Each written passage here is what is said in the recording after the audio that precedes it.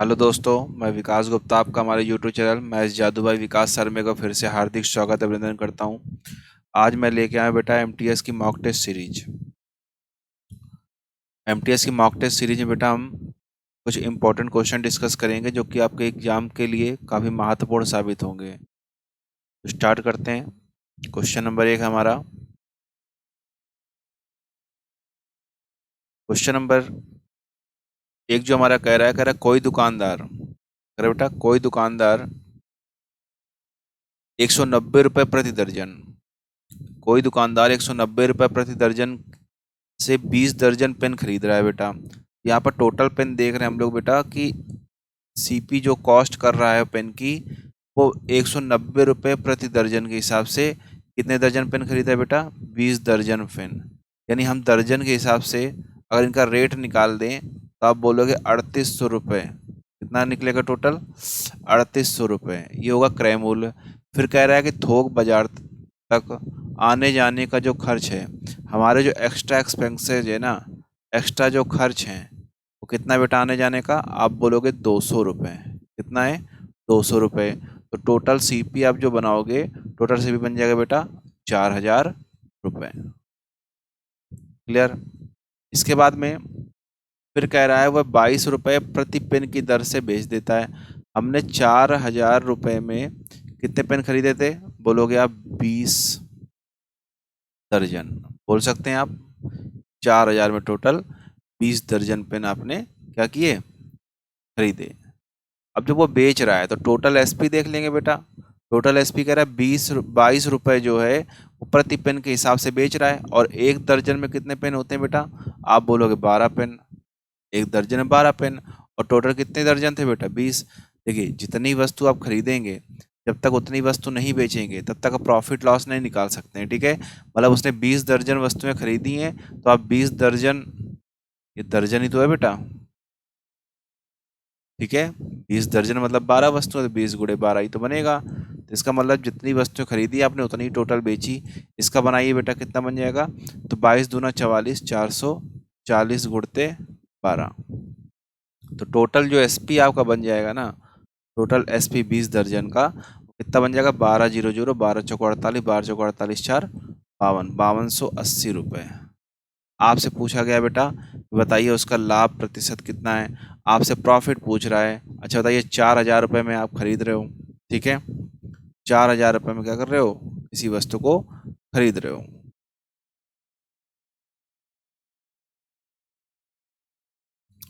आपने क्रय किया 4000 रुपये का, विक्रय किया बेटा टोटल आपने 5280 रुपये का। प्रॉफिट होगा कि लॉस? आप बोलोगे प्रॉफिट होगा। प्रॉफिट कितने का होगा? आप बोलोगे 1280 रुपये का। हमसे प्रॉफिट परसेंट पूछ रहा है। प्रॉफिट अपॉन सीपी होता है प्रॉफिट परसेंट का फॉर्मूला। सीपी कितना मेरे पास बेटा? 4000 रुपये इंटू 100। तो प्रॉफिट परसेंट का फार्मूला होता है प्रॉफिट अपॉन सीपी इंटू 100। याद रखिए, जिसका परसेंटेज पूछा जाता है वो हमेशा ऊपर, नीचे क्या होता है बेटा? प्रारंभिक वैल्यू इंटू 100। आप काटेंगे तो 3 जीरो से 3 जीरो कट जाएंगे। 4 से काटेंगे तो 4 3 12, 4 दूना 8। 32% का क्या हो जाएगा? लाभ हो जाएगा। यानी इस सवाल का जो उत्तर होगा बेटा वो 32% हो जाएगा। ठीक है? कुछ भी सवाल में नहीं था। 190 रुपये प्रति दर्जन के हिसाब से खरीद रहा था। एक दर्जन 190 का था, तो बोलोगे 20 दर्जन बेटा उसने 3800 रुपये खरीदा। 200 रुपये उसने क्या किया? आने जाने खर्च किए, तो टोटल 200 रुपये और खर्च हो गए। तो टोटल जो उसको आने जाने का पड़ा बेटा खर्च सहित जो उसका सीपी पड़ा वो टोटल 4000 रुपये का पड़ गया। मतलब 4000 उसने 20 दर्जन पेन खरीदे। अब आ रही टोटल एसपी की बात। उसने 22 रुपये प्रति पेन की दर से बेचे। हम 20 दर्जन पूरे पेन बेचेंगे। 20 दर्जन पेन की कीमत निकाली 5280 रुपये। आपने प्रॉफिट निकाला बेटा, तो 1280 का कितने पे? 4000 रुपये गुणे 100। आंसर जो बन जाएगा 32% बन जाएगा। कितना बन जाएगा बेटा? 32% बन जाएगा। क्लियर? अगले क्वेश्चन पे आते हैं। नेक्स्ट क्वेश्चन कह रहा है आपसे, कह रहा है एक वस्तु का क्रय मूल्य, एक वस्तु का क्रय मूल्य जो है उसके बिक्री मूल्य का कह रहा है 5/6 गुना है। एक वस्तु का जो सीपी है वो एसपी का 5 बाई कितना कर रहा है? 6 टाइम्स बोल रहा है। यानी 7/6 गुना बेटा। 5/6 नहीं है, 7/6। एक सेकेंड।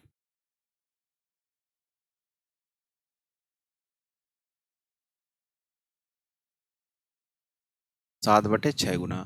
याद रखिएगा जिसके साथ मल्टीप्लाई में होता है नीचे की वैल्यू उसी का मान हो जाता है। तो SP कितना हो गया बेटा यहाँ पर 6, CP कितना हो गया 7। ठीक है, इसके साथ जैसे मैं बोल दूं कि SP का बोल देता आपसे 1/2 गुना हो जाता है, तो SP कितना हो जाता है आपका 2। क्लियर है बेटा, जिसके साथ गुणा में वैल्यू होती है तो जो हर की वैल्यू होती है, जो डिनोमिनेटर की वैल्यू होती है वो हमेशा क्या हो जाती है, उसी का मान हो जाती है।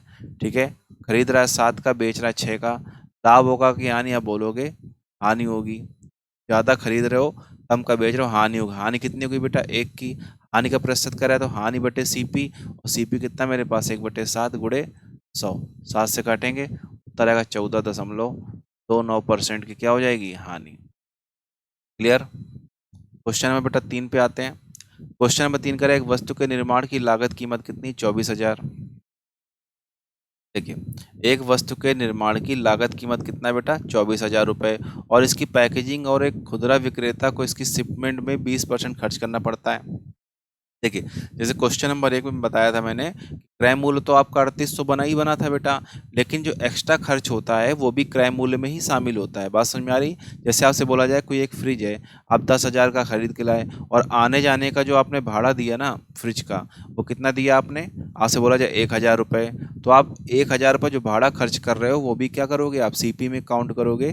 10,000 रुपये का अगर कोई फ्रिज खरीद कर लाए हो, 1,000 रुपये आने जाने का आपने भाड़ा खर्च किया है, तो उसका टोटल जो कॉस्ट प्राइस बनेगा, जो खरीद मूल्य बनेगा, वो कितना बन जाएगा बेटा, 11,000 रुपये। ठीक है, तो जो भी खर्च होते हैं वो CP पर ही काउंट हो जाते हैं। ठीक है, यहाँ पर भी वही चर्चा कर रहा है इस क्वेश्चन पे।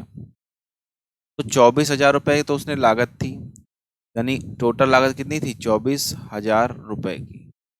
क्लियर। फिर कह रहा है इसकी पैकेजिंग और खुदरा विक्रेता पर कह रहा है 20%, और निर्माता में 50% का लाभ कमाया, खुदरा ने 20% की हानि पर इसे ग्राहक को बेचा, खुदरा विक्रेता ने वस्तु कितने रुपए में बेची। SP पूछ रहा है बेटा। इसके बहुत सारे तरीके होते करने के। पहला तरीका तो आप सीधा सीधा देख सकते हैं, किसी भी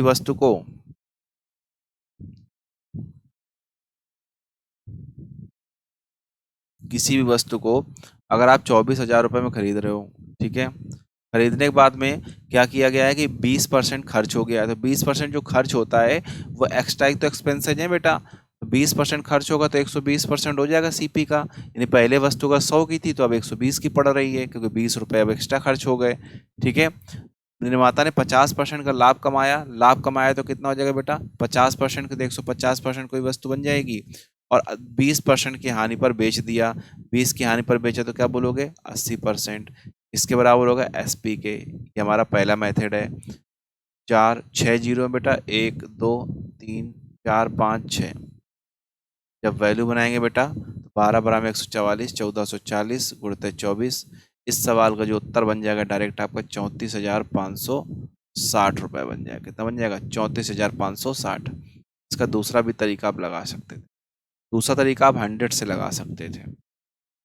क्या लगा सकते थे दूसरा तरीका बेटा, आप 100 मान के वैल्यू को सॉल्व कर सकते थे। 100 मानकर आप मान सकते थे कि मेरे पास पहले CP कितना था, 100 रुपये था। कितना था बेटा, 100 रुपये था। ठीक है, 100 के बाद में बोल रहा है 20% उसने किस में खर्च किए, शिपमेंट में। अगर खर्च किया है तो ये भी बेटा CP पर ही तो काउंट होगा 20%, यानी 20 रुपये। तो आप बोलोगे अब कितना हो जाएगा मूल्य, आप बोलोगे 120 रुपये हो गया होगा। फिर कह रहा है इस पे इसने 50% का लाभ कमाया। अगर 50% का लाभ कमाया है तो 50% कितना हो जाएगा, 120 का 12 पंचे 60, यानी 60 रुपये। यानी अब वस्तु की कीमत कितनी होगी, आप बोलोगे 180 रुपये। फिर करें इसे 20% की हानि पर बेचा है। अगर 20% की हानि पर बेचा है तो 18 दूना 36 रुपये कम में बेचा है, और 36 रुपये अगर कम कर देंगे बेटा तो कितना आ जाएगा, 144 रुपये में। कितने रुपए में, 144 रुपये में। अब आप बोलोगे अपने हिसाब से प्रारंभिक वैल्यू 100 थी, या 144 अंतिम वैल्यू SP है, यानी CP 100 था और SP कितना मेरे पास 144। तो अपने हिसाब CP 100 था, सवाल में CP कितना था बेटा, 24,000 रुपये। 100 बराबर आप लिख सकते थे 24,000 रुपये, काटेंगे तो एक बराबर आएगा बेटा कितना आपका, 240 रुपये। ठीक है, एक बराबर 240 रुपये। आज से पूछ रहा था SP, तो कितना निकाला था, 144। तो SP आप निकाल सकते हैं 144 का मान, 240 गुणते 144 गुणा कराएंगे तो 24 चौको 96, 24 चौको 96, ठीक है, आपका टोटल बन जाएगा 34,560 रुपये। क्लियर। इसका तीसरा तरीका भी बेटा लगा सकते हैं आप इसमें। तीसरा तरीका क्या लगा सकते हैं यहाँ पर बेटा, कि आप देख रहे थे तीसरे तरीके पे आप फ्रैक्शन मेथड अप्लाई कर सकते हैं। पहले एक्स्ट्रा बेटा 20% खर्च में जोड़ रहा था, खर्च में जोड़ रहा है यानी प्लस में जोड़ रहा है, फिर 50% का लाभ कमा रहा है और लास्ट में 20% का क्या कर रहा है बेटा, हानि हो रही है। तो आप 20% की फ्रैक्शन बनाएंगे तो 1/5 बनती है, 50% फ्रैक्शन बनाते हैं बेटा 1/2 बनती है, और 20% फ्रैक्शन 1/5 बनती है। तो आप देखते हैं 5 की वस्तु 1 के लाभ पर बिकेगी यानी 6 पे बिक रही होगी, 2 की वस्तु 1 के लाभ बिकेगी यानी 3 पे बिकेगी, और 5 की वस्तु 1 की कमी बिकेगी यानी 4 पे बिकेगी। अब बताया था मैंने वैल्यू को छोटा कर सकते हो गुणा कराकर। छोटा कैसे करें, क्रॉस में अगर वैल्यू कट रही काट दो, क्रॉस में अगर वैल्यू कट रही तो काट दो। अब तो कट नहीं, 25 हो गई बेटा, ये 4 तियाँ 12 तियाँ 36 हो गई। इसको बोलते हैं बेटा प्रारंभिक मूल, इसी को बोलते हैं क्रय मूल, इसी को आरंभिक मूल, इसको बोलते हैं बेटा अंतिम मूल, इसी को बोलते हैं बेटा नया मूल्य, इसी को वर्तमान मूल्य, ठीक है, इसी को बढ़ी कीमत, इसी को घटी कीमत, ठीक है, इसी को अतिव्यापन मूल्य भी कहते हैं। ठीक है, तो अपने हिसाब से हम देख रहे हैं प्रारंभिक मूल्य कितना है 25। सवाल में कितना दे रहा है बेटा प्रारंभिक मूल्य, आप बोलोगे 24,000, दे रहा नहीं दे रहा प्रारंभिक मूल्य 24,000, यहाँ प्रारंभिक मूल्य दे रहा है बेटा 24,000। तो आप क्या करेंगे, प्रारंभिक मूल्य को 24,000 रुपये लिख देंगे, तो 25 का मान 24,000 रुपये, एक बराबर निकालेंगे बेटा तो 96 यानी 960, 24 चौको 96, 25 चौको 100 यानी एक बराबर 960 रुपये। आपसे पूछा गया है एसपी, एसपी कितना बेटा 36, यानी अंतिम मूल्य एसपी तो होता है बेटा, 36 का मान निकाल दो, तो 36 गुणा कितना हो जाएगा 96 यानी 960, गुणा कराएंगे तो आपका जो उत्तर था बेटा कितना आ जाएगा 34,560 रुपये। इस सवाल का आंसर हो जाएगा 34,560 रुपये। क्लियर। उम्मीद करता हूँ बेटा तरीके समझ में आ रहे होंगे, अच्छे अच्छे तरीके हैं, इनको सीख सकते हैं आप लोग।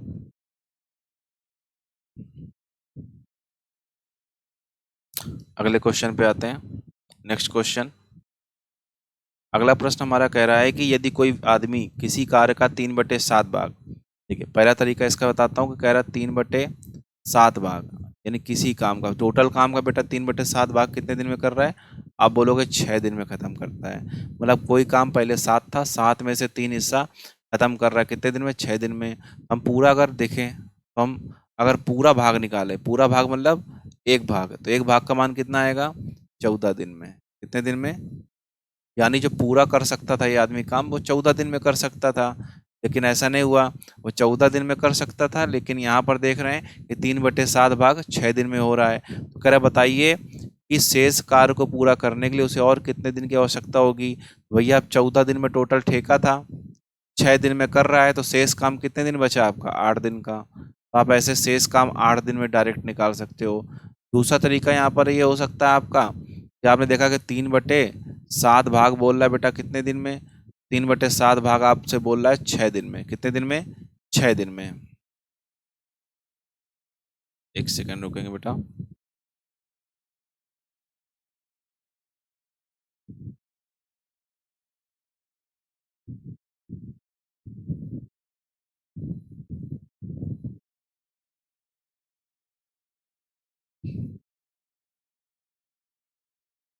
ठीक है, हम देख रहे हैं 7 में से कितना काम हो रहा है मेरे पास, 3 काम। तो हमने देखा कि एमडीएच फॉर्मूले में इस 7 में से टोटल 3 काम इधर हो रहा है, तो शेष काम कितना बचेगा बेटा 4 काम। ठीक है, ये काम 6 दिन में हो रहा है, इसका कह रहा है कितने दिन, मान लो डी दिन में होगा, क्रॉस गुणा कराओ बेटा 3 दूना 6, तो डी का मान जो हो जाएगा 4 दूना 8 दिन। क्लियर बेटा, बात समझ में आ गई होगी बेटा। देखिए अगला प्रश्न, नेक्स्ट क्वेश्चन पे चर्चा करते हैं।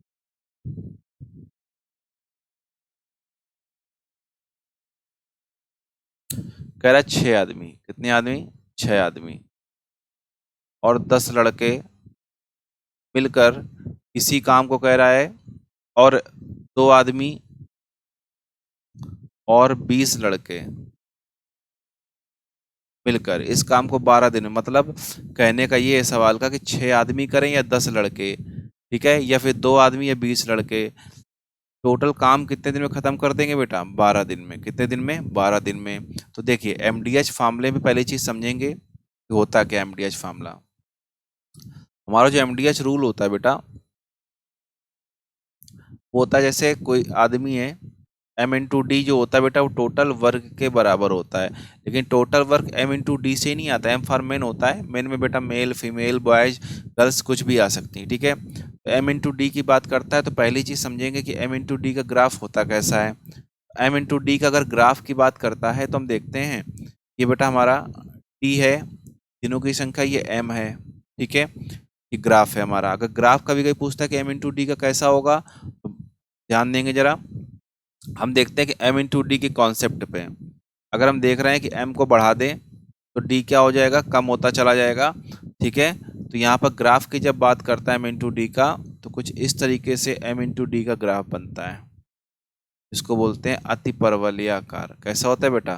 अति परवलयाकार। क्लियर? ये ग्राफ होता है हमारा। अगर m इंटू डी के कॉन्सेप्ट पे कह दें m को हम बढ़ा कहाँ तक ले जाएं? इन्फिनाइट तक, तो d कहाँ पर आ जाएगा बेटा? 0 पर। कहाँ पर आ जाएगा? 0 पर। यदि हम m को कहाँ कर दें? इन्फिनाइट में, तो d कितना बन जाएगा हमारा? 0। यानी m को हमने क्या किया? बढ़ाया, तो d क्या हो गया? घट गया। क्लियर?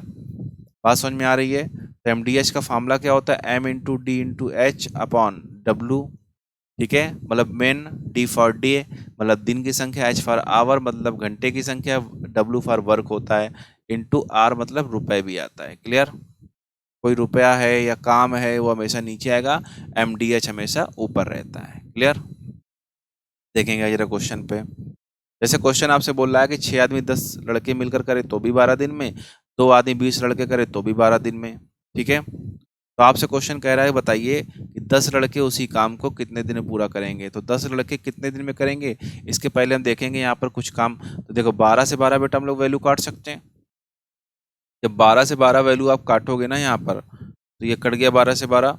अब देख रहे हो आगे 6m प्लस 10b बराबर यानी इक्वल टू हो गया 2m प्लस 20b। m से बेटा 6m में 2m लेस किया तो 4m आ गया, और 10b 20b में लेस किया तो इधर 10b आ गया। अब जब काटो बेटा 2 दूना 4, 2 पंचे 10, तो आप देख रहे हैं 2m equal to 5b। Clear? तो m का मान हो गया 5 बेटा, और b का मान हो गया 2। m बराबर आ गया 5 और b बराबर हो गया 2। क्लियर? इसके बाद क्वेश्चन में देखा कि हमने m और b की हमने अलग अलग क्षमता बना ली। तो कह रहा बताइए 10 लड़के मिलकर इस काम को कितने दिन में पूरा करेंगे। तो मान लो इस काम को d दिन में पूरा करेंगे। अब बराबर टोटल वर्क क्या रखेंगे? तो टोटल वर्क रख लेंगे, चाहे ये पूरी वैल्यू उठा के इधर रख दो बेटा, और चाहे इस साइड की वैल्यू उठा के रख दो, क्योंकि दोनों तरफ के काम क्या थे मेरे? बराबर। तो हम चलो इस तरफ वाली वैल्यू उठा के रख देते हैं। तो क्या इधर की वैल्यू थी 6m plus 10b into 12। Clear? जब वैल्यू यहाँ पुट कर दोगे तो b का मान कितना है बेटा?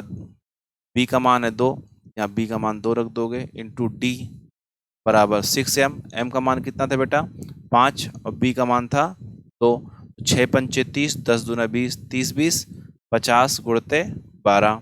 काटो बेटा 0 0 कट जाएगा, 2 से काटो 6, 6 पंचे 30। तो d का मान जो आ जाएगा वो 30 दिन आ जाएगा। कितना आ जाएगा बेटा? 30। क्लियर? इसके बाद अगले क्वेश्चन पे आते हैं हम लोग। अगला प्रश्न हमारा कह रहा है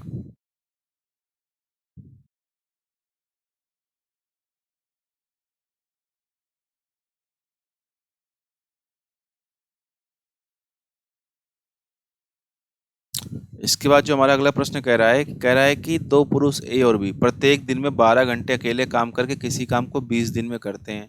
देखिए 2 पुरुष हमारे ए और बी हैं।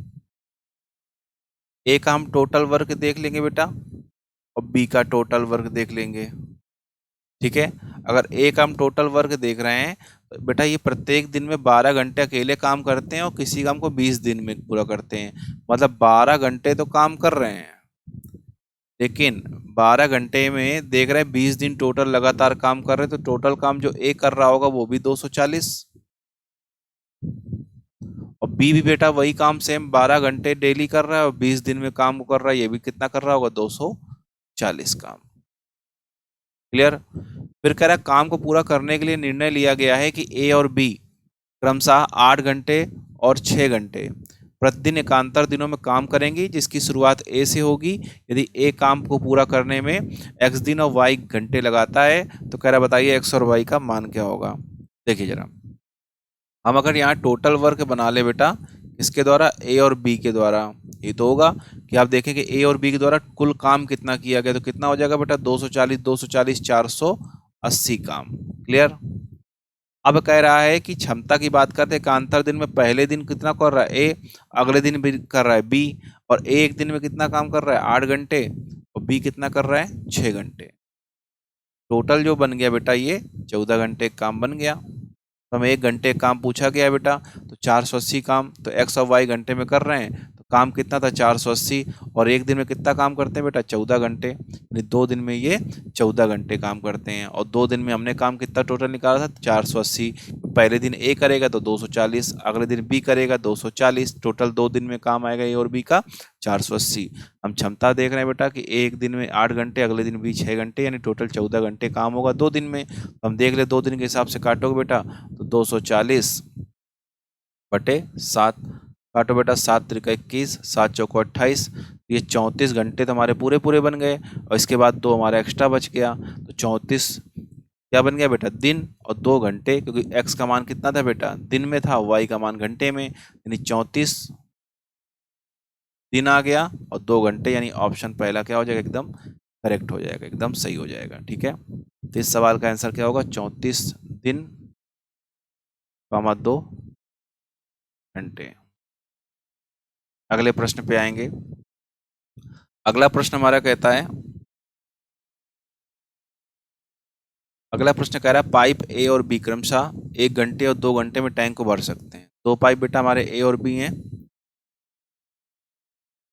ए पाइप जो है वो पहले को 1 घंटे में, और दूसरा पाइप जो हमारा बी है वो 2 घंटे में भर सकता है। भरने वाले पाइप को हम बेटा प्लस से डिनोट कर रहे हैं और खाली करने वाले को माइनस से, क्योंकि तीसरा पाइप बेटा सी है जो टैंक को क्या करता है 1 घंटे 15 मिनट में क्या करता है खाली करता है। सी बेटा जो है 1 घंटे और प्लस 15 मिनट में। तो आप देखेंगे यहाँ पर कि 1 घंटा तो पूरा पूरा, इस 15 मिनट को घंटे बनाओ तो बटे 60 कर दोगे, मिनट हट के यहाँ घंटा लग जाएगा, 15 चौको 60, यानी 1 सही 1/4 बन गया। इसको तोड़ोगे तो 4 1 4 1 5/4, यानी यहाँ पर टोटल घंटा जो बनाओगे 5/4 घंटे बना लोगे। यहाँ टोटल वर्क बनाओगे पहली चीज़, तो टोटल वर्क बनाओगे तो 1 2 5 कैल्शियम लोगे तो 10 आ जाएगा। कितना आ जाएगा 10। 1 का भाग करोगे तो इसकी क्षमता प्लस की 10, 2 का भाग करोगे इसकी क्षमता प्लस की 5, और इसका जब भाग करोगे बेटा ये तो प्लस के दिए गए हैं, इसमें 5 का भाग करोगे तो आ जाएगा माइनस का 8। इनकी अलग अलग क्षमताएं बन जाएंगी। क्लियर।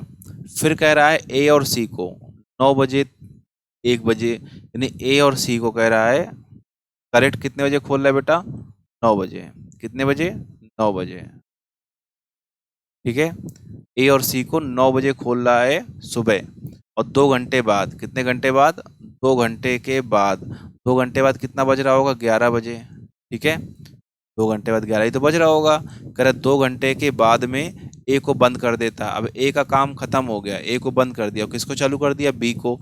अब आगे ए को अगर बंद कर देगा तो यहाँ कौन चालू हो गया बी, और बी के साथ कौन चालू रहेगा सी। तो कह रहा बताइए टैंक कब खाली होगा। तो पहली चीज हम देखें जब ए और सी को चालू किया था तो ए और सी की क्षमता कितनी थी, ए की +10 पानी भर रहा होगा। ए कितना भर रहा होगा बेटा प्लस का 10, और बी कितना भर रहा होगा आप बोलोगे माइनस का 8, तो +10 - 8 करोगे ऐसे, तो इनका टोटल बन जाएगा प्लस का 2। अब देखिए ए और सी 2 घंटे तक तो पानी भरे होंगे बेटा 2 क्षमता से, 2 घंटे तक 2 क्षमता से कितना पानी भर गया होगा 4 लीटर। कितना पानी भर गया होगा 4 लीटर। ठीक है, अब जब बी और सी खुल गए तो बी और सी जैसे ही खुले तो बी ने 5 लीटर पानी डाला, लेकिन सी ने 8 लीटर खाली कर दिया, यहाँ क्षमता -3 हो गई, यानी अब यहाँ पर टंकी भरेगी नहीं, बल्कि जितनी टंकी भरी थी वो खाली होने लगेगी। और टंकी कितनी भर गई थी बेटा? 4 लीटर। तो आपसे पूछा गया समय खाली होने का, तो 4 लीटर भरी थी, 3 क्षमता से खाली करेगा, भाग करोगे बेटा तो 1 घंटे, यानी 1 सही 1/3 या 1 घंटे 1/3 घंटे। इसको तोड़ोगे तो 1 घंटा 1/3 घंटे में कितने मिनट बनते हैं? 20 मिनट। यानी जो टंकी होगी वो 1 घंटे 20 मिनट बाद क्या हो जाएगी? खाली हो जाएगी। यानी 11 बजे के बाद में 1 घंटा 20 मिनट जोड़ दो, तो बन जाएगा 12 बजकर 1 घंटा 20 मिनट जोड़ो, बन जाएगा 12 बजकर कितना बेटा? 20 मिनट पे टंकी क्या हो जाएगी? खाली हो जाएगी। यानी इस सवाल का जो उत्तर बन जाएगा वो 12:20 बन जाएगा। क्लियर?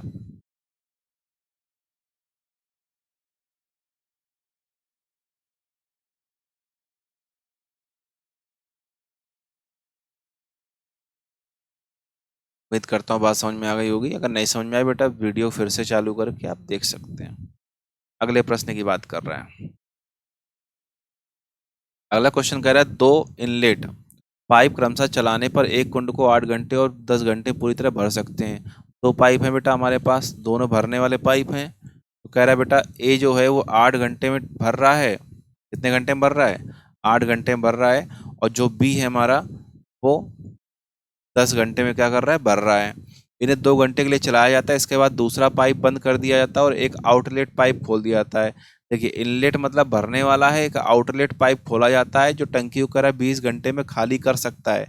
यानी तीसरा पाइप बेटा सी है जो टंकी को खाली कर सकता है, तो बोलोगे 20 घंटे में खाली कर सकता है। इनका एलसीएम ले लो बेटा। कैल्शियम जब लेंगे हम लोग तो देखेंगे 8, 10, 20 कैल्शियम कितना आएगा?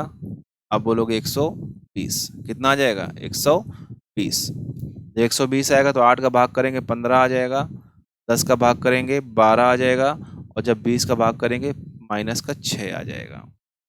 फिर कह रहा है कि 2 घंटे के लिए किसको चलाया जाता है? दोनों को। अब 2 पाइप हमारे पास ए और बी थे, स्टार्टिंग में कह रहा था ये वाली भाषा के अनुसार इन्हें 2 घंटे तक, यानी ए और बी को 2 घंटे तक चलाया गया। इसके बाद बोल रहा था कि एक आउटलेट पाइप खोल दिया जाता है, ठीक है, 2 घंटे बाद चला। इसके बाद कह रहा है दूसरा पाइप बंद कर दिया जाता है। दूसरा पाइप बंद कर देगा तो आगे कौन चालू रहेगा बेटा? ए चालू रहेगा, ठीक है। और एक आउटलेट पाइप खोल दिया जाता है, इससे टंकी क्या होती है? खाली कर सकता है। आउटलेट पाइप को खोलने के तत्काल बाद से कुंड को भरने में, यानी अब आगे सी खोल दिया गया है, ठीक है। तो 2 घंटे तक ए और बी पहले खुले थे, तो 12, 15 कितना हुआ बेटा? 27। 27 2 घंटे में भरेंगे तो कितना भर देंगे बेटा? 54। कितना भर देंगे? 54। यानी 54 लीटर भर गया होगा। तो खाली कितना रहा होगा? बोलो खाली से कोई काम नहीं, क्योंकि 54 लीटर भरा होगा।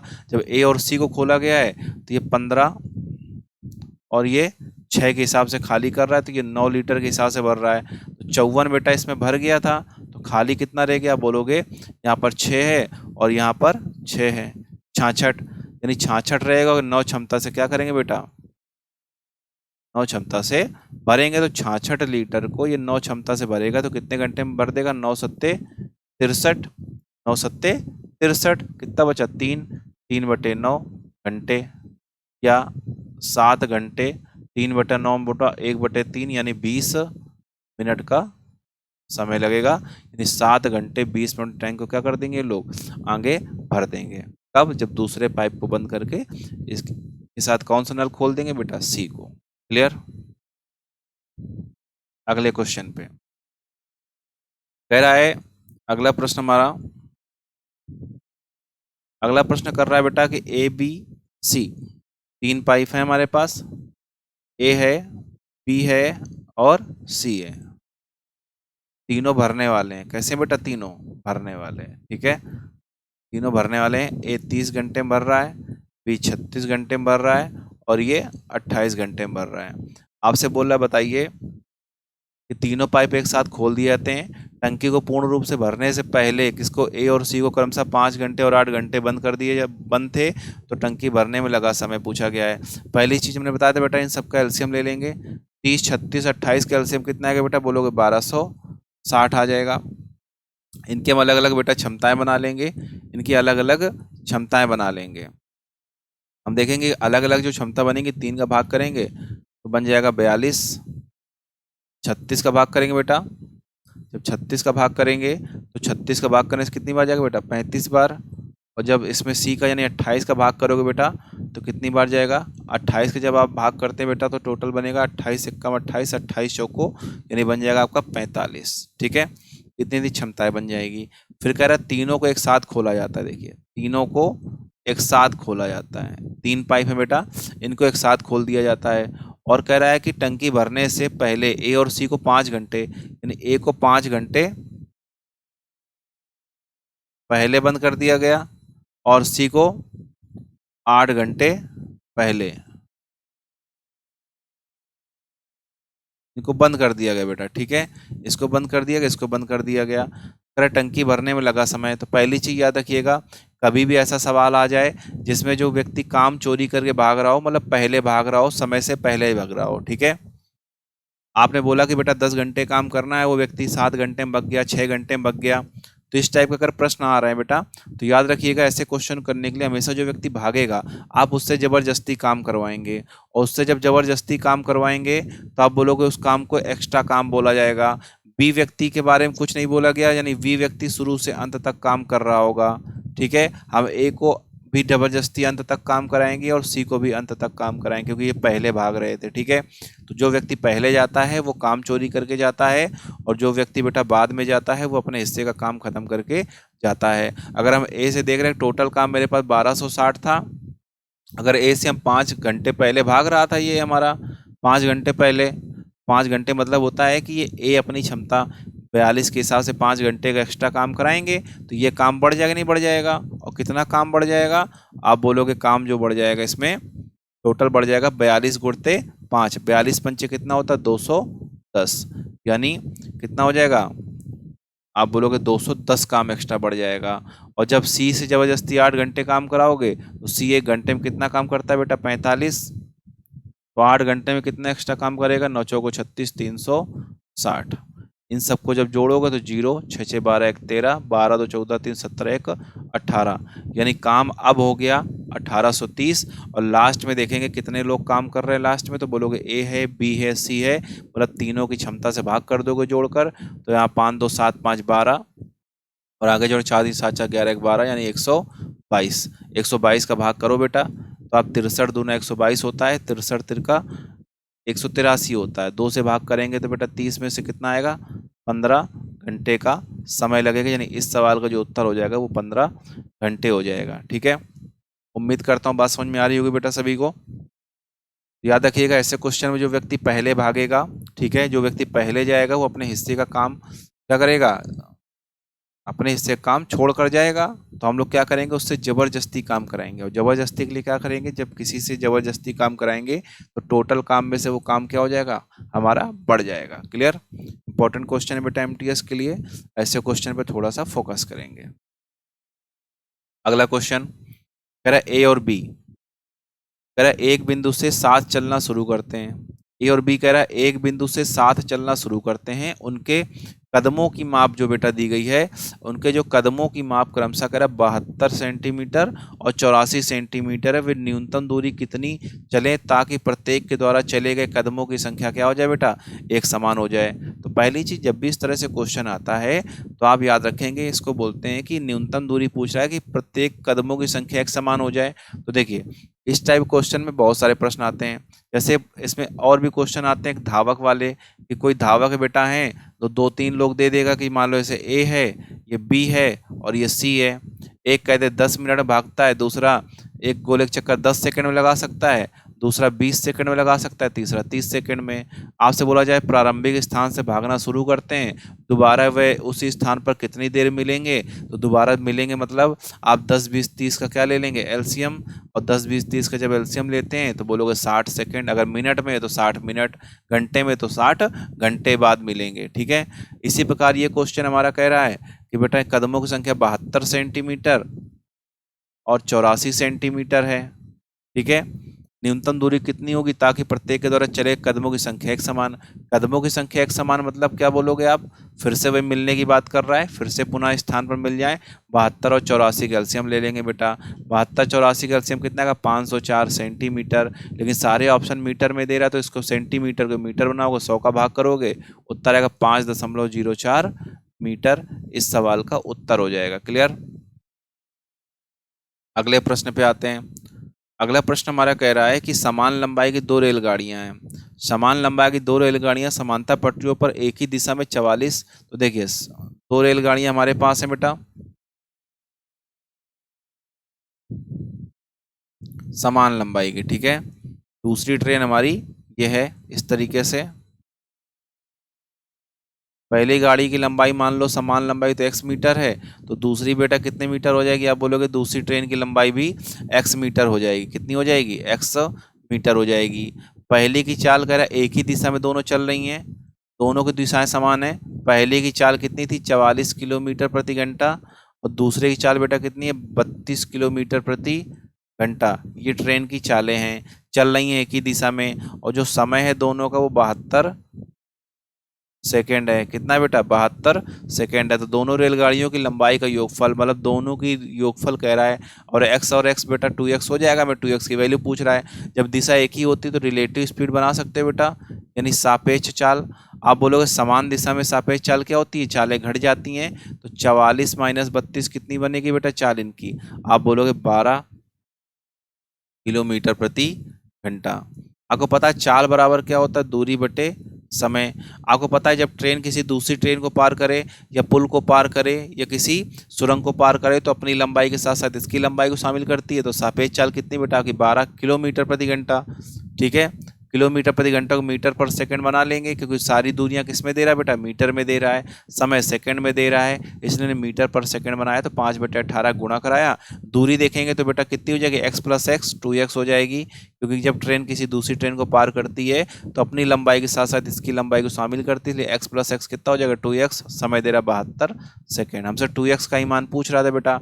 18 चौको 72, 12 पंचे 6 चौको 24, 2x का मान निकालेंगे तो 240 मीटर। आपसे दोनों ट्रेनों का योगफल कह रहा था, तो x प्लस एक्स 2x ही होता है, इसलिए योगफल भी 2x हो गया। इस सवाल का उत्तर हो जाएगा 240 मीटर। अगले प्रश्न पे आते हैं बेटा। अगला प्रश्न हमारा कह रहा है,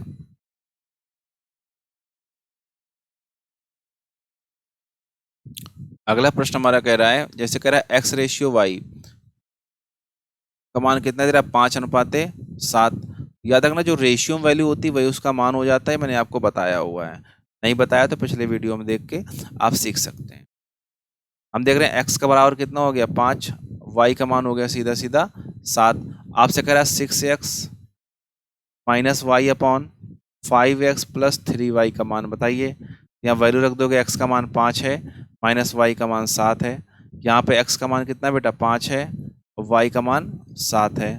सीधा सीधा वैल्यू रख दो बेटा, आंसर निकाल दो। 6 पंचे 30, 30 में 7 गया बेटा 23, 5 25, 7 3 21, 25 47, यानी हो गया 46। काटोगे बेटा 1/2, यानी 1:2। इस तरीके से इस सवाल का उत्तर हो जाएगा 1:2, यानी इस सवाल का उत्तर जो होगा ऑप्शन डी हो जाएगा। क्लियर। क्वेश्चन नंबर आपका 15, जैसे कह रहा है प्रथम 4 आभास संख्याएं। क्या कह रहा है, प्रथम 4 आभास संख्या। प्रथम 4 आभास संख्याएं कौन होती हैं, प्रथम 4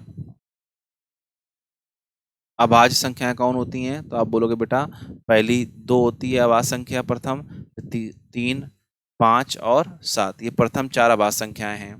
ठीक है, फिर कह रहा है अंतिम, सॉरी, फिर कह रहा है प्रथम 4 भाज्य संख्याएं। पहले अभाज्य संख्या कह रहा था, प्रथम 4 भाज्य संख्याएं। भाज्य संख्याएं कहाँ से होती है बेटा, 4 से स्टार्ट होती हैं, 4, 6, 8 और क्या होती है 9। इनके औसतों का अनुपात, तो इनके दोनों के एवरेज का रेशियो कह रहा है, तो एवरेज क्या होता है बेटा, पदों का योग बटे पदों की संख्या। तो पहले वाले का योग कितना हो जाएगा, 2 + 3 + 5 + 7 बटे पदों की संख्या 4 अनुपात, फिर आगे 4 + 6 + 8 + 9 बटे 4, 4 4 कट गया, 7 5 12 3 15 2 17 अनुपात 6 4 10 8 18 18 9 27, यानी इसका जो आंसर होगा 17:27 हो जाएगा। यानी इस सवाल का जो उत्तर होगा 17:27। अगले प्रश्न पे आते हैं बेटा। अगले प्रश्न पे, अगला प्रश्न कह रहा है दो संख्याओं का अनुपात कितना है बेटा, 4:5 है। हमने मान लिया दो संख्या हमारे पास a और b हैं, इनका अनुपात कितना दे बेटा, 4:5 दे रहा है। दूसरी संख्या में पहली संख्या में से कह रहा है 1 घटाया गया, पहली संख्या में से क्या घटा रहा है बेटा, 1 घटा रहा है, और दूसरी संख्या में से 2 जोड़ रहा है। देखिए, एक में 1 घटा रहा है, दूसरे में 2 जोड़ रहा है। पहली संख्या में कह रहा है कि 1 घटाया जाता है और दूसरी संख्या में क्या किया जाता है, 2 जोड़ा जाता है, तो अनुपात कितना हो जाता है, कह रहा है 3:4 हो जाता है।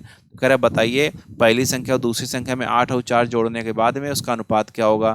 तो पहली चीज़ याद रखिएगा, कभी भी इस तरह क्वेश्चन होगा हम आपको क्रॉस प्रोडक्ट सिखाते हैं, क्रॉस मेथड, तीरों का खेल सिखाते हैं, तीरों का खेल।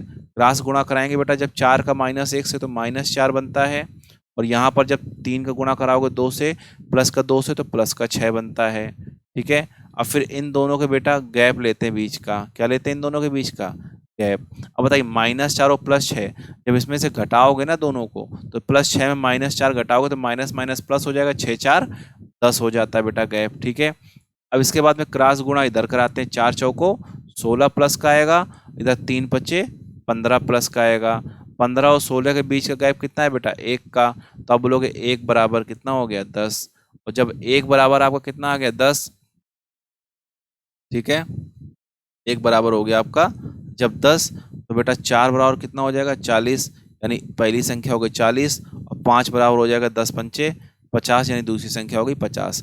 आपसे अगर पूछ लेता दो संख्याएं कौन कौन सी हैं, तो हो जाता 40 और 50। लेकिन सवाल कर रहा है पहली और संख्या और दूसरी संख्या में 8 और 4 जोड़ा जाए। तो पहली संख्या क्या थी मेरे पास, 40, इसमें कह रहा है क्या जोड़ दिया जाए, पहली संख्या में 8, और दूसरी संख्या कह रहा है 50, इसमें क्या जोड़ दिया जाए, 4।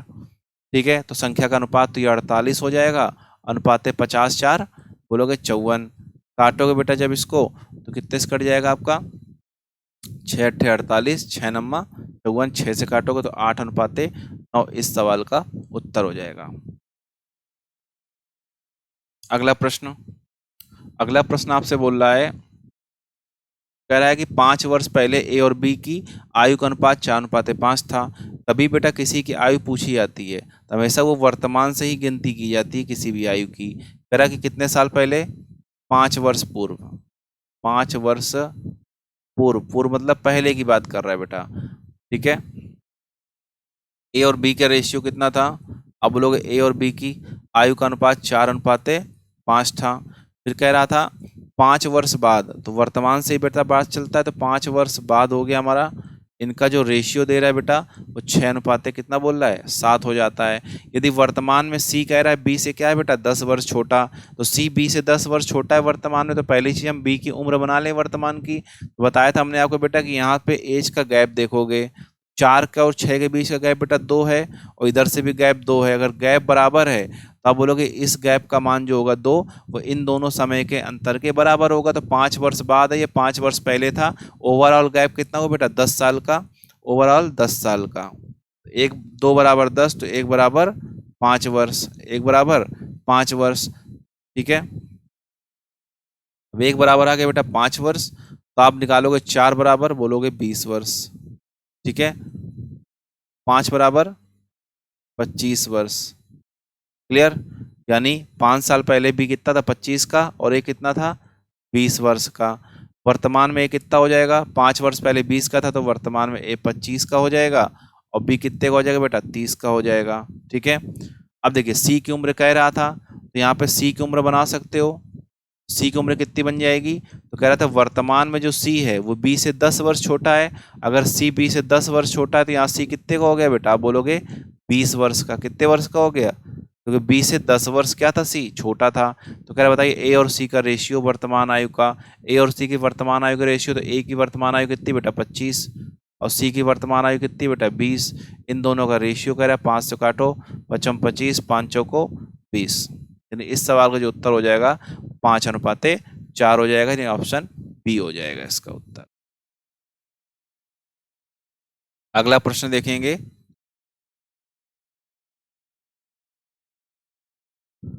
अगला प्रश्न कह रहा है जब कक्षा ए से 5 बच्चे बी में चले जाते हैं। कक्षा कह रहा है ए से 5 बच्चे बी में गए।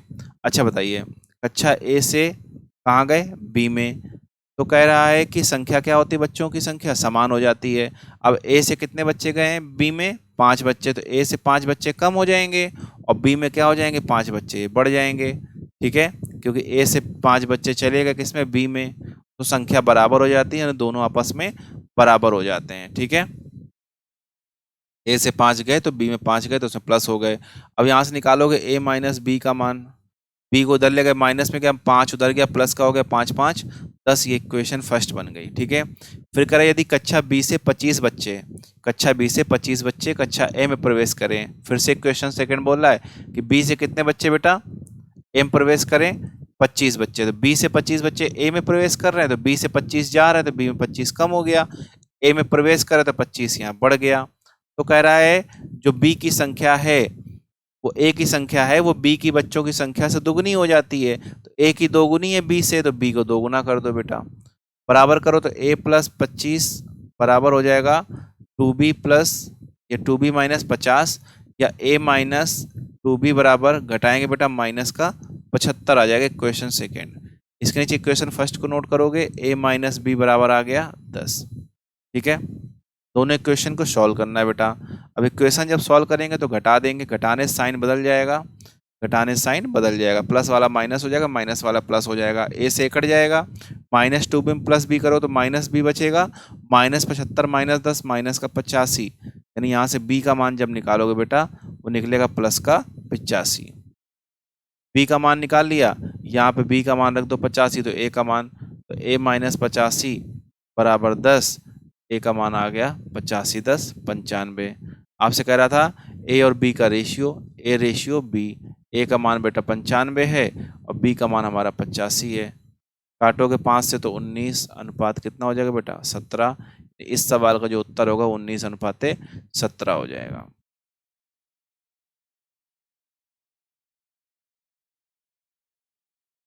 नेक्स्ट क्वेश्चन पे आते हैं।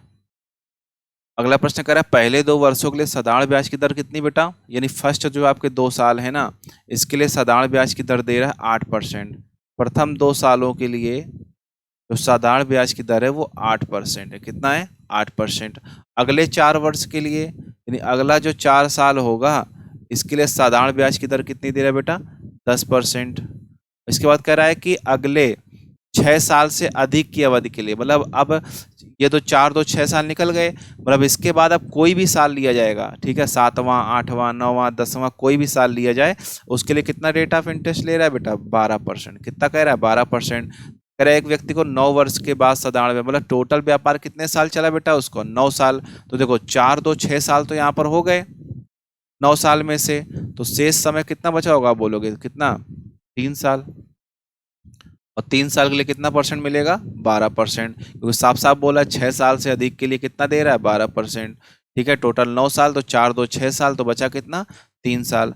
आप ओवरऑल एसआई बना लो, कई बच्चे यहाँ पे एसआई बराबर पीआरटी अपॉन 100 का फॉर्मूला लगाते हैं, क्वेश्चन बहुत ही बड़ा कर देते हैं। ठीक है, क्योंकि एसआई बराबर पीआरटी अपॉन 100 लगाने से कोई मतलब नहीं है, क्वेश्चन को इजिली सॉल्व करेंगे। आप देखोगे 8 दूना 16% ब्याज बन जाएगा, 4 साल का 10% है बेटा 1 साल का, तो 4 साल में 40% बन जाएगा या 36%। तो अपने हिसाब से आप टोटल ब्याज देख लो 16 36 और 40, यहाँ हो गया 70 80 92, टोटल बन गया 92%।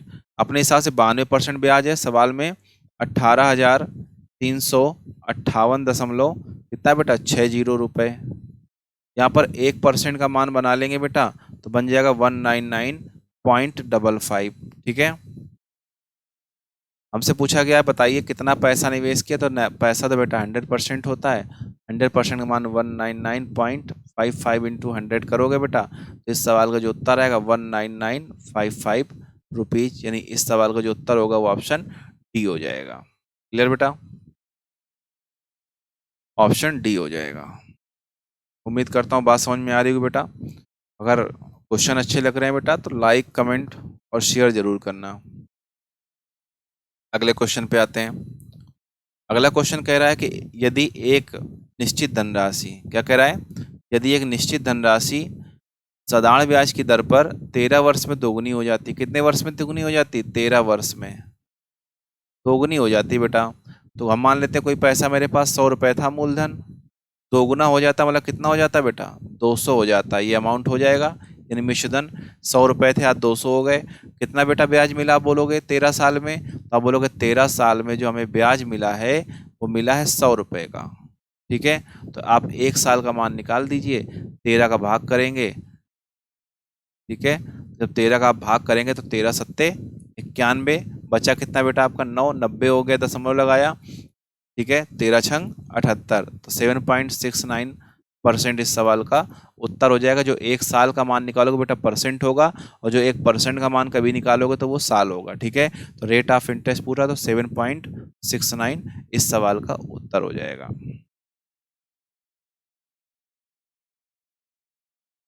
अगले सवाल पे ध्यान देंगे। कह रहा दो समान राशियां, कितने कह रहा है बेटा, दो समान राशियां क्रमशः 6% और 10% पर वार्षिक साधारण ब्याज पर उधार ली जाती हैं।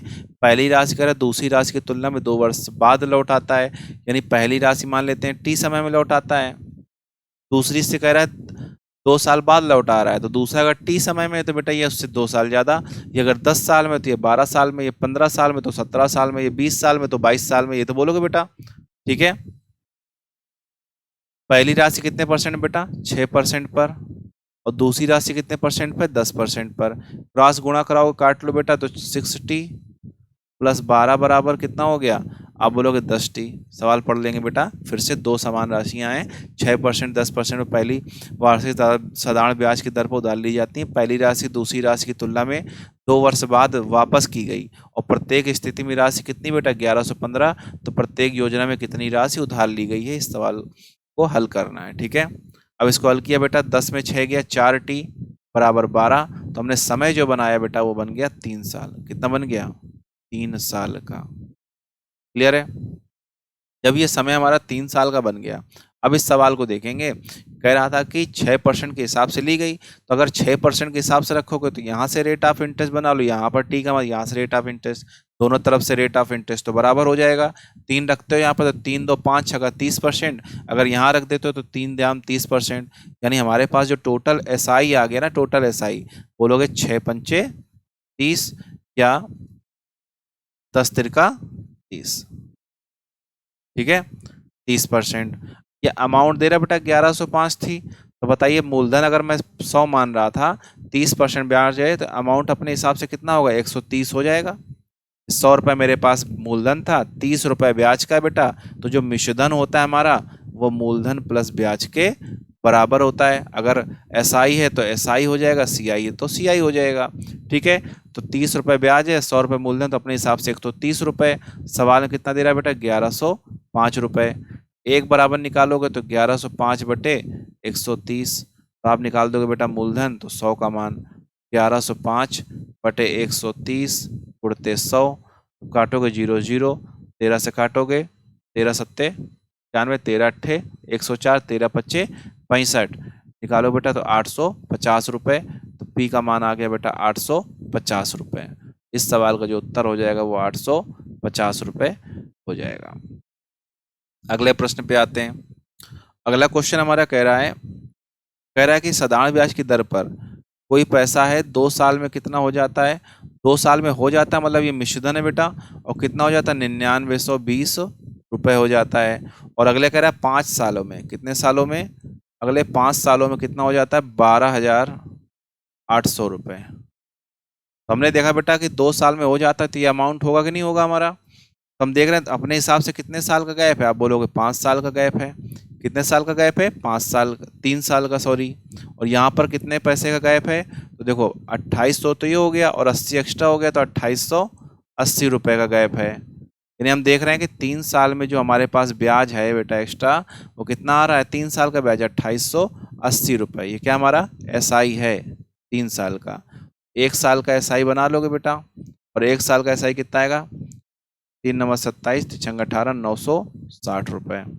1 साल का जो ब्याज आ गया 960 रुपये आ गया। अब 2 साल का ब्याज निकाल कर अमाउंट में घटा दे तो मूलधन बन जाएगा। तो मूलधन जो बन जाएगा 2 साल का ब्याज में से, तो 9920 रुपये तो मिश्रधन है, और 2 साल का 1 साल का 960 है, तो 2 साल कितना होगा बेटा, 2 गुणते 960, 96 दूना 192, यानी बन जाएगा 1920 रुपये। 1920 जब बेटा घटाएंगे तो आपकी जो वैल्यू बनेगी वो 8,000 रुपये। अगर पूछ लेता है इस सवाल में कि मूलधन कितना होगा, तो बोलोगे 8,000 रुपये। हमसे मूलधन नहीं पूछा, हमसे रेट ऑफ इंटरेस्ट पूछ रहा है, और जो रेट ऑफ इंटरेस्ट होता है बेटा वो 1 साल का ब्याज बटे मूलधन गुणे साल 100 होता है, यानी 1 साल का ब्याज SI बटे मूलधन गुणे 100 होता है। तो 1 साल का ब्याज कितना मेरे पास 960, मूलधन कितना है बेटा 8000 गुणते 100, 3 जीरो से 3 जीरो कट गया, काटोगे तो 12% इस सवाल का उत्तर हो जाएगा। यानी इसका जो आंसर आएगा बेटा वो 12% आएगा। ठीक है, अगला सवाल देखेंगे अंतिम। कह रहा है x% वार्षिक साधारण ब्याज की दर पर कोई निश्चित राशि 3 वर्ष में कितना हो जाती है। फिर से उसी टाइप का क्वेश्चन है। इस सवाल का उत्तर जल्दी सभी लोग कमेंट बॉक्स पे बताएंगे बेटा। 3 साल में कितना होती है 81,840 रुपये। ठीक है, और कह रहा है 5 साल में कितनी हो जाती है, 5 सालों में पैसा हो जाता है बेटा 92,400 रुपये। ठीक है, फिर से यही अमाउंट है बेटा, तरीका सेम वही है कि 2 साल का गैप है और देखेंगे 2 साल में कितने रुपए का गैप है। तो 2 साल का हम ऐसा ही देख लेंगे ब्याज, साधारण ब्याज। जो हमारा 2 साल का साधारण ब्याज होगा घटाएंगे बेटा, कितना आ जाएगा 0, 6। ठीक है, 13 में 8 गया 5, इसके बाद में 1 में 1 गया 0, 0 आप घटाएंगे 92,400 पे आप 81,840 को।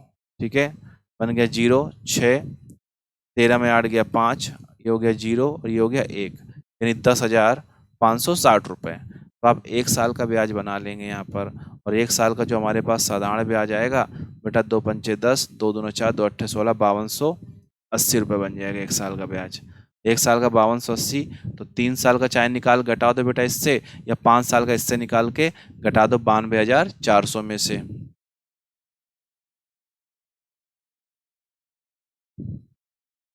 एक सेकेंड, तो आप देखेंगे 3 साल कितना निकालो तो 5280 1 साल का है, तो 3 साल का हो जाएगा गुणे 5280 कर दो बेटा, 3 गुणा कराएंगे तो कितना बन जाएगा बेटा, तो 81,840 में से घटा देंगे कितना बेटा, 3 अट्ठे 24, 3 दूना 6, 2 8, 3 पचे 15,840। पी का मान जो निकल आएगा वो आ जाएगा 0, 0, 0, 11 में 5 गया 6 और ये 6, यानी मूलधन जो बन जाएगा बेटा आपका 66,000 रुपये बन जाएगा। क्लियर। अब कह रहा है यहाँ से रेट ऑफ इंटरेस्ट मुझे बनाना है, तो रेट ऑफ इंटरेस्ट जो बना लोगे वो 1 साल का ब्याज होता है, और 1 साल का ब्याज कितना बेटा 5280 रुपये, और मूलधन कितना मेरे पास बेटा 66,000 रुपये उड़ते 100। जब काटोगे बेटा इसको तो बन जाएगा रेट ऑफ इंटरेस्ट मेरा 8%। कितना बन जाएगा 8% इसका रेट ऑफ इंटरेस्ट बन जाएगा। क्लियर। अब देखिए इसका अगर नया रेट ऑफ इंटरेस्ट देखें तो x + 2% था कि नहीं था, हमें x% का मान निकालिए, मतलब r% 8%, तो x + 2% वाला कितना बन जाएगा बेटा, आप बोलोगे 8 2 10%। कितना बन जाएगा 8 2 10%। क्लियर। और जब 8 2 10% बन जाएगा तो अब देखिए इस सवाल को थोड़ा सा आगे करना पड़ेगा, इस सवाल का थोड़ा सा सॉल्यूशन ज़्यादा बनेगा, लेकिन हाँ ध्यान देंगे हमने 10% रेट ऑफ इंटरेस्ट बना लिया बेटा। ठीक है, अब कह रहा है यदि ब्याज दर कह रहा है x% + 2% हो जाती तो कितने वर्ष में वही राशि स्वयं की दोगुनी हो जाती। कितने वर्ष में कह रहा है वही राशि स्वयं की दोगुनी हो जाती, स्वयं की दोगुनी हो जाती मतलब क्या बेटा, कि अगर हमारे पास पैसा कितना बेटा, हम मान लेते 100 रुपये, कितना है मूलधन 100 रुपये, दोगुनी हो जाती मतलब कितना हो जाता 200 रुपये हो जाता, यानी 2p हो जाता। तो हम देख रहे हैं पहले 100 रुपये था अब 200 हो गया, तो हम अगर SI बराबर फार्मूला लगा रहे हैं PRT/100 समझेंगे, तो ब्याज मेरे पास कितना बढ़ गया इन दोनों के बीच का, आप बोलोगे 100 रुपये, मूलधन कितना था 100 रुपये, रेट हो गया 10%, समय पूछ रहा है बटे 100, काटोगे बेटा तो आ जाएगा T = 10 साल। ठीक है, या फिर आप 100 ना माने तो P मान ले, तो P से कितना हो जाता है 2P हो जाता है, P से जब 2P होता है तो ब्याज कितना बढ़ेगा, आप बोलोगे P बढ़ेगा। ब्याज क्या होता है SI = PRT/100, SI भी P है, P भी P है, R हमारा 10% है, T बटे 100, जब भी काटोगे तब भी आपको उत्तर कितना निकलेगा 10 वर्ष। ठीक है, तो आप कुछ भी मान के क्वेश्चन को समझ सकते हैं, यानी जो इस सवाल का जो उत्तर हो जाएगा बेटा वो कितना हो जाएगा 10 वर्ष हो जाएगा। क्लियर। उम्मीद करता हूँ बेटा आज का सेक्शन आपको अच्छा लगा होगा।